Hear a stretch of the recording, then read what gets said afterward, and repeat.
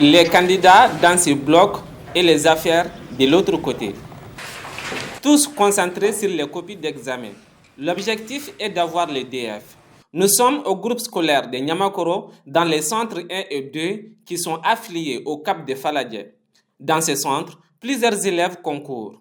Et cette année, le Cap de Faladje compte 6526 candidats, dont 3308 filles et 3218 garçons. Nous avons 30 centres répartis en classique et en arabe. Nous avons 4 centres arabes et 26 centres classiques. Le nombre de salles d'examen fait 251, dont 37 pour l'option arabe et 214 pour l'option classique. Dans les 251 salles d'examen du Cap de Faladje, 502 surveillants sont mobilisés pour le bon déroulement des examens du DF. Jusqu'à ce jour, les examens se déroulent selon les normes. Ça se déroule très bien. Depuis qu'on a commencé ici au groupe scolaire de Niamakoro, je n'ai pas eu de problème, Dieu merci. Les examens se déroulent bien.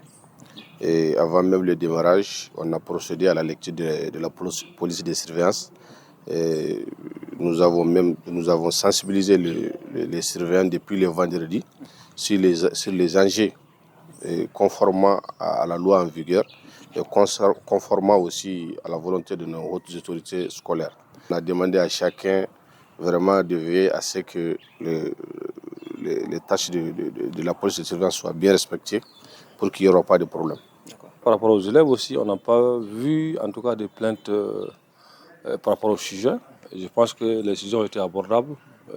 J'en ai interviewé quelques-uns qui ne s'en plaignent pas en tout cas. Nous collaborons étroitement avec la police et la gendarmerie.